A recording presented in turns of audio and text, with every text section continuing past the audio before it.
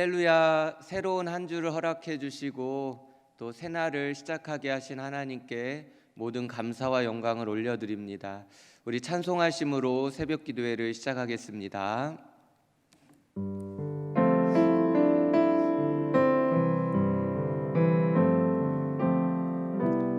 항상 진실케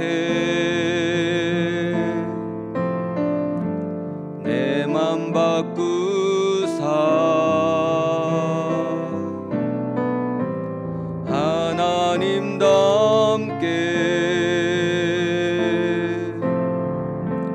하여 주소서.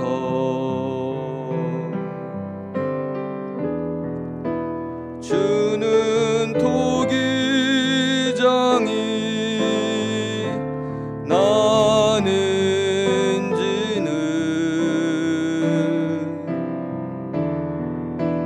날 빚으소서. 기도하오니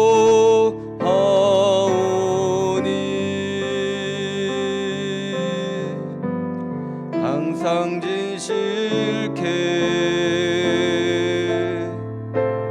내 맘 바꾸사 하나님답게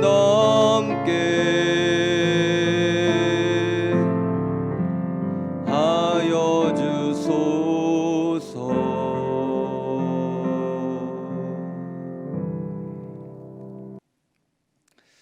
오늘 새벽에 우리에게 주신 하나님의 말씀은 고린도전서 4장 1절 2절 말씀입니다.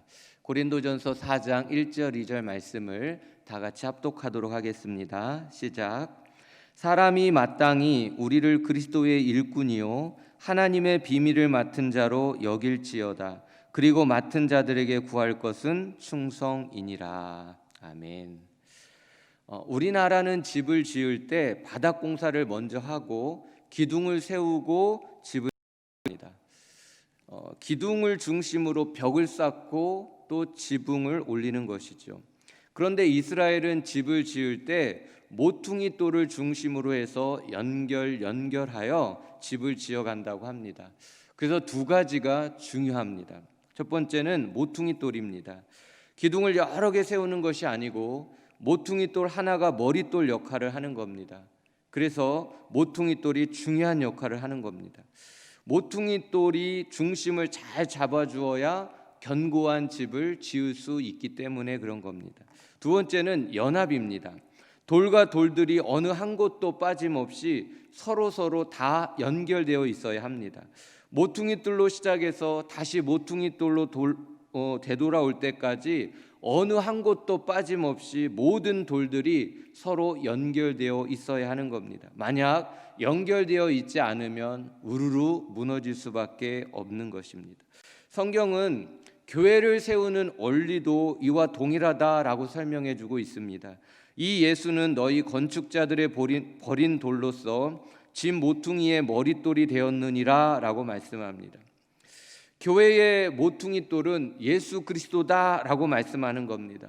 교회의 중심은 오직 예수님이어야 한다라는 말씀인 거죠. 교회는 예수 그리스도 외에 그 누구도 중심이 되어서도 안 되고 자랑되어서도 안 된다라는 말씀을 해주고 있는 겁니다. 에베소 2장 20절 22절 말씀에 보면 그리스도 예수께서 친히 모퉁이 돌이 되셨느니라. 그의 안에서 건물마다 서로 연결하여 주 안에서 성전이 되어가고 너희도 성령 안에서 하나님이 거하실 처소가 되기 위하여 그리스도 예수 안에서 함께 지어져 가느니라 라고 말씀합니다. 교회는 예수님을 중심으로 모든 성도가 연합되어야 한다라는 말씀입니다. 예수님을 중심으로 한 성도님도 빠짐없이 서로 연결되어 있어야 한다라는 거예요.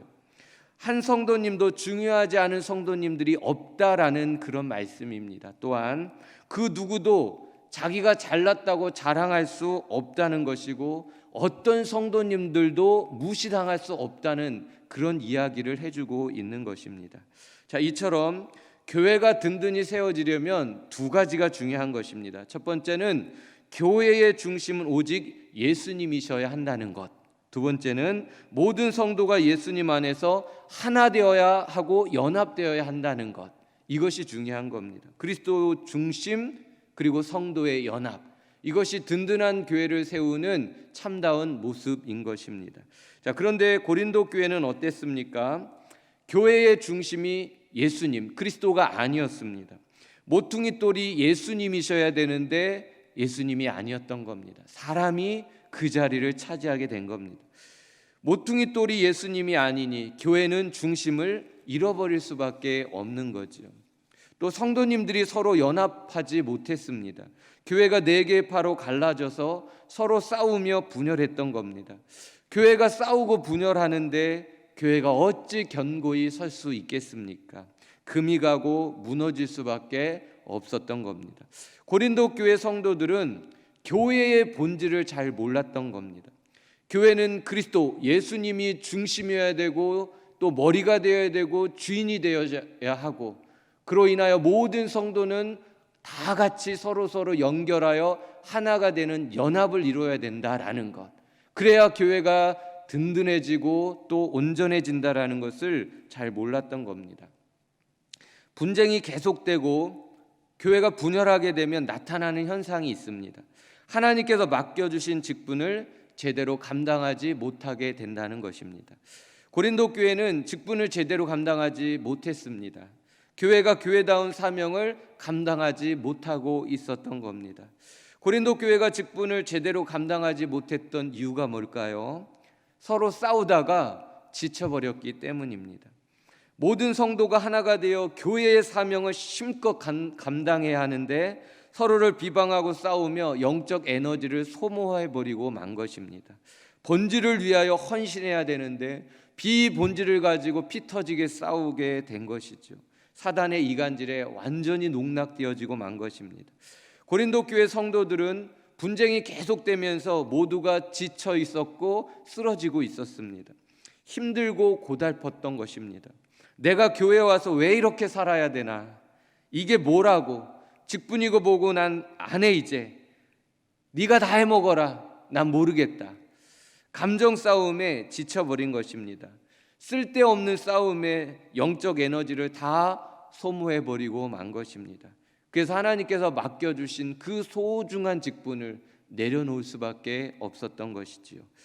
고린도 교회가 직분을 제대로 감당하지 못했던 또 하나의 이유가 있다면 그것은 교만했기 때문입니다. 8절에 보니까 너희가 이미 배부르며 이미 풍성하며 우리 없이도 왕이 되었도다 라고 말씀합니다. 하나님께서 고린도 교회에 많은 은사와 많은 능력을 부어주셨습니다. 주님의 몸된 교회를 든든히 세워서 많은 영혼을 구원하라고, 어떤 풍파 속에서도 흔들리지 말라고 능력을 주신 것입니다. 자, 그런데 고린도 교회 성도들은 이것이 자기 능력인 줄 알고 교만해졌다라는 겁니다. 자기 자랑을 하고 싸웠던 것이죠. 이미 배부르며 이미 풍성해졌다라는 말은 마음이 높아지고 거만해졌다라는 겁니다. 주신 이가 하나님이신 것을 망각해버린 겁니다. 하나님의 은혜를 잃어버리고 자기 스스로 교만해지고 만 것입니다. 교만한 자에게 어찌 성령이 역사할 수 있겠습니까? 생명의 열매가 어찌 자만한 자에게서 맺어질 수 있겠다는 말입니까? 복음의 아름다운 헌신이 없는데 어찌 선한 열매가 주렁주렁 맺어질 수 있겠습니까? 고린도 교회는 교만 때문에 사명을 잃어버린 것이고 하늘의 직분을 제대로 감당하지 못했던 것입니다. 자, 이처럼 직분을 잃어버린 고린도 교회에게 사도 바울이 무슨 말씀을 해주고 싶으셨을까요? 교만하고 또 서로 싸우고 그러다 지치고 그러면서 직분을 잃어버린 이 고린도 교회에게 어떤 말씀을 해주고 싶었을까요? 그리스도의 직분, 하나님이 주신 이 직분이 얼마나 소중한 것인지, 그리고 어떻게 감당해야 되는 것인지를 말해주고 싶지 않았겠습니까? 사명을 잃어버리고 직분을 손 놓아버린 고린도 교회에게 주시는 말씀 4장 1절입니다. 사람이 마땅히 우리를 그리스도의 일꾼이요 라고 말씀합니다. 우리는 그리스도의 일꾼이다라는 겁니다. 사람에게서 받은 직분이 아니라는 거죠. 하나님께서 내게 맡겨주신 하늘의 직분이라는 것입니다. 그래서 자랑하면 안 되는 것이고 힘들다고 내 마음대로 내려놓아서도 안 되는 것이라 그 말씀입니다. 일꾼이라는 말은 원어로 히페레타스라는 말을 씁니다. 배 밑에서 노 젓는 노예라는 뜻입니다. 배 밑에서 노를 젓는데 이 배가 어디로 가는지 어디쯤 와 있는지 알겠습니까? 그저 지휘관의 명령에 따라 북소리에 맞춰서 노를 저으면 그만인 것입니다. 일꾼은 자기 생각대로 자기 마음대로 해서는 안 된다는 겁니다. 오직 지휘관의 명령에 복종해야 되고 순종하면 되는 것, 이것이 일꾼의 본분인 것입니다. 그리스도의 일꾼도 마찬가지입니다. 나는 노 젓는 노예다라는 신분에 대한 인식이 분명해야 하는 겁니다. 또한 나의 지휘관은 오직 예수 그리스도시다, 사람이 아니다, 예수 그리스도시다 라는 것을 마음속에 분명히 새겨놓고 있어야 하는 것입니다. 그래야 일꾼으로서 본분을 지켜낼 수 있는 겁니다. 내 생각이나 내 마음을 마음대로 하지 않는 것, 오직 예수님의 명령대로 순종하고 복종하는 것, 이것이 그리스도의 일꾼의 모습인 것입니다.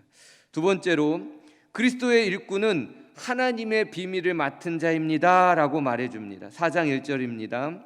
사람이 마땅히 우리를 그리스도의 일꾼이요 하나님의 비밀을 맡은 자로 여길지어다 라고 말씀합니다.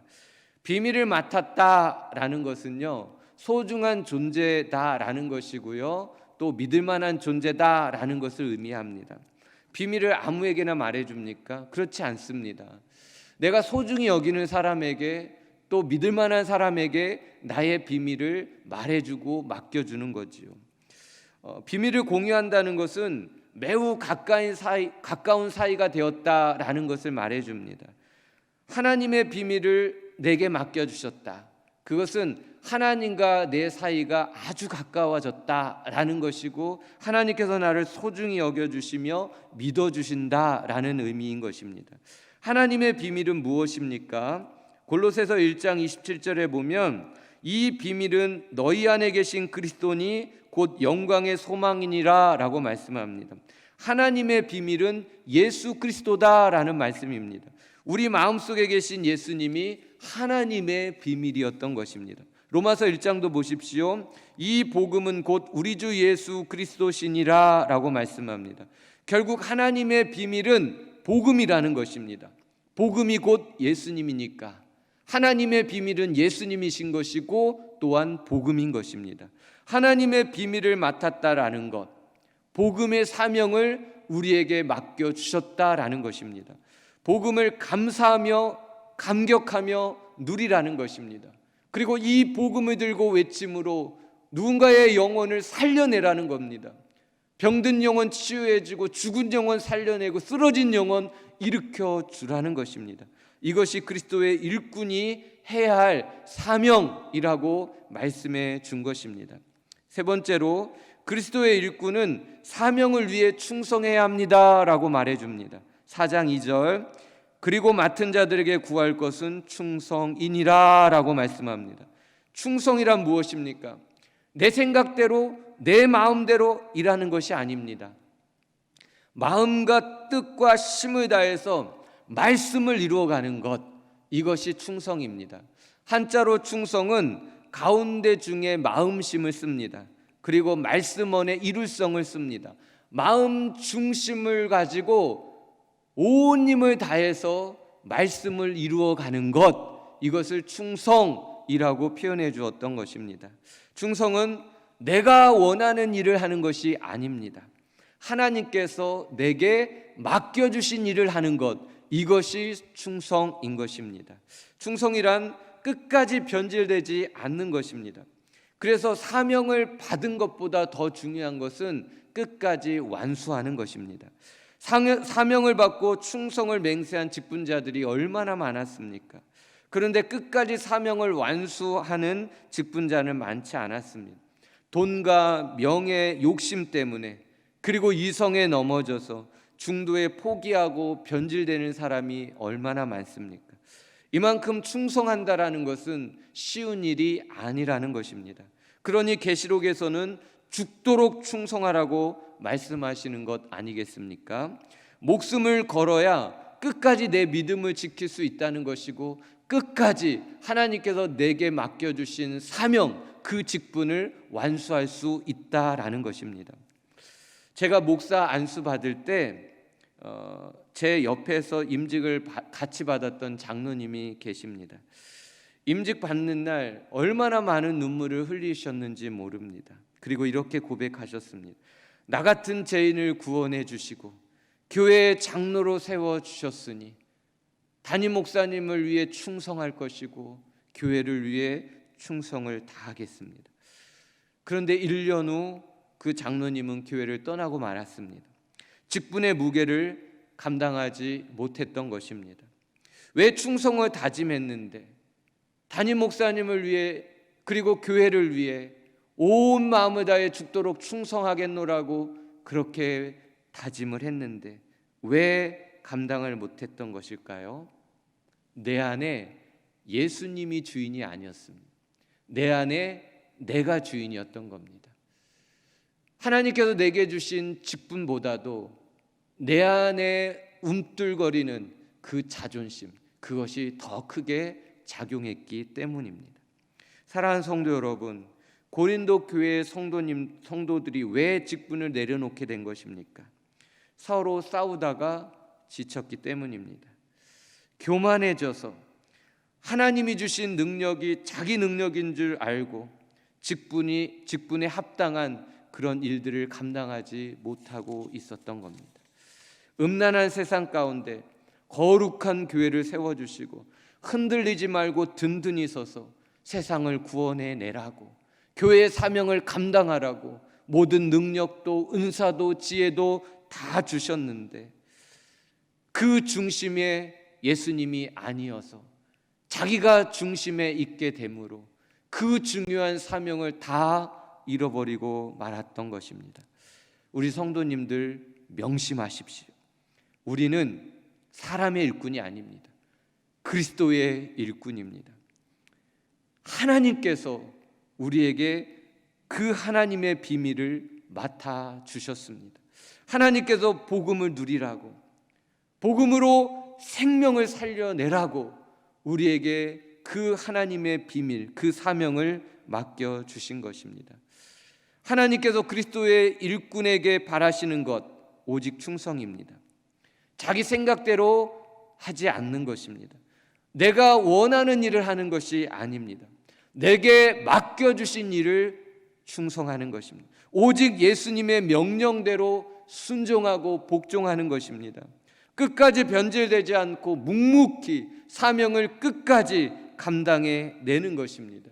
이것이 하나님께서 우리에게 직분을 주실 때 요구하셨던 마음이요, 우리가 끝까지 감당해야 될 충성이라는 것입니다. 말씀을 마치면서 생각난 말씀이 있습니다. 충성된 사자는 그를 보낸 이에게 마치 추수하는 날의 얼음 냉수 같아서 능히 그 주인의 마음을 시원하게 하느니라. 잠언 25장 13절 말씀입니다. 우리가 맡겨주신 직분에 충성을 다하면 우리 하나님의 마음이 그 갈증에서 시원하게 해갈될 수 있다는 겁니다. 우리 하나님의 마음을 시원하게 해드리는 것, 그것은 우리에게 맡겨주신 그 직분에 충성하면 된다는 겁니다. 죽도록 충성하셔서 하나님의 마음도 시원하게 해드리시고 잘하였다 착하고 충성된 종아 칭찬도 들으시고 하늘의 면류관 생명의 면류관도 받으셔서 영원토록 하늘의 영광을 누릴 수 있는 복 있는 우리 성도님들, 충성하는 우리 성도님들 다 되어질 수 있기를 예수님의 이름으로 축복합니다. 기도하시겠습니다. 하나님 아버지, 억만 죄 가운데서 구원해 주신 것도 감사한데 그리스도의 일꾼으로 불러주셔서 하늘의 영광스러운 직분을 맡겨주시니 감사합니다. 오늘 이 새벽에 내 생각, 내 뜻, 내 감정 십자가에 다 못 박아주시고 주님 명령하신 말씀 그대로 순종하며 내가 하고 싶은 일이 아닌 주님께서 맡겨주신 그 일에 충성을 다하게 도와주시옵소서. 죽은 영혼 살려내고 병든 영혼 치유하며 상하고 지친 영혼 일으켜주는 충성된 일꾼이 되어 하나님의 마음을 시원하게 해드리는 주님의 교회와 새벽의 모든 용사들 다 되어질 수 있도록 축복하여 주옵소서. 이 새벽에 기도하다가 나의 주님, 우리를 이끌어 인도해 주시는 은혜의 주님을 깊이 만나는 복된 시간이 되게 하여 주옵소서. 믿고 감사드리오며 예수님의 이름으로 기도드리옵나이다. 아멘.